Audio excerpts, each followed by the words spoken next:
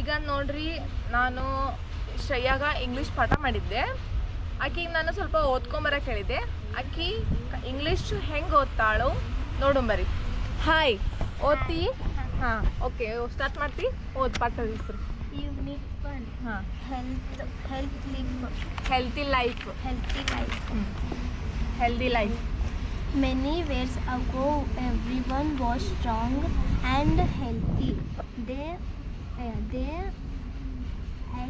ate eight ಅಂದರೆ ತಿನ್ನೋದು. ಹಾಂ, varieties of food and loved proteins and fruits and vegetables. They took daily exercise and enjoyed walking, running, flying and leaping about the earth. Was the healthiest place you ಕುಡ್ ಅನ್ಬೇಕು. ಅದಕ್ಕೆ ಎಲ್ಲಿ silent ಆಕೈತೆ ಆತ.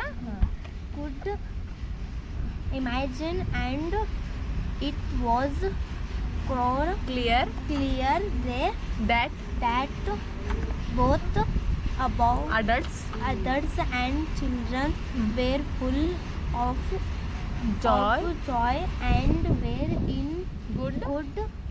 ಹಾಂ, okay, very good. ನೋಡಿದಿಲ್ಲಪ್ಪ ಹೆಂಗೆ ಓದಾಗತ್ತಾಳ? ನೀನು ಹೆಂಗೆ ಕಲಿಬೇಕಾತ? ಹಾಂ, ಈಕಿನ ಫಸ್ಟ್ ಸ್ಟಾರ್ಟಿಂಗ್ ಏನು ಮಾಡಿದ್ಲು, ಆಯಿ ಕಲಿತಿಲ್ಲೋ. ಆಮೇಲೆ ಕಗಗನೆ ಕಲಿತು.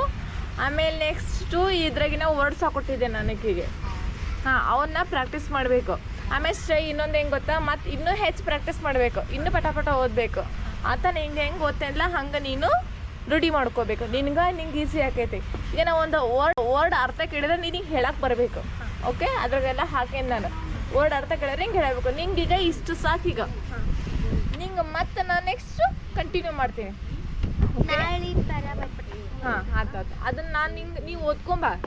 ಹಾಂ, ಎಲ್ಲಿ ತನಕ ವರ್ಡ್ಸ್ ಬರ್ಕೊಂಡು ಇಲ್ಲಿ ತನಕ ಆಗ್ಯವು. ಹಾಂ, ಇಲ್ಲಿ ತನಕ ಆಗ್ಯಾವ ಅಂತಂದ್ರೆ ವರ್ಡ್ಸ್ ಓದ್ಕೊಂಬ, ನೀನು ಕಲ್ಕೊಂಬ, ಬಾಯಿ ತಗೊಂಬ. ನಾನು ನಿಂಗೆ ಕ್ಲಾಸ್ ತೊಗೊತೀನಿ. ಓಕೆ. ಹಾಂ, ಈಗ ನೋಡಿದ್ರಲ್ಲ ನಮ್ಮ ಹುಡುಗಿ ಹೆಂಗೆ ಓದಿದ್ಲು ಅಂತಂದು. ಎಲ್ಲರೂ ಹಿಂಗೆ ಇಂಗ್ಲೀಷ್ ಓದ್ರಿ, ಎಲ್ಲರೂ ಪ್ರಾಕ್ಟೀಸ್ ಮಾಡಿರಿ. ಯಾರಿಗೆ ಟಫ್ ಅನ್ನಿಸ್ತೈತೆ ನೋಡ ಅವ್ರಿಗೆ ಫಸ್ಟ್.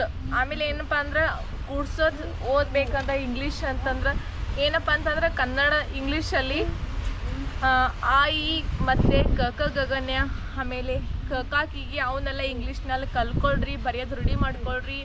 ಅವುಗಳಿಂದ ಸ್ವಲ್ಪ ಟ್ರೈ ಮಾಡ್ಬೋದು ಇಂಗ್ಲೀಷ್ ಓದೋಕ್ಕೆ. ನಾನು ಕೂಡ ಹಾಗೆ ಮಾಡಿದ್ದು.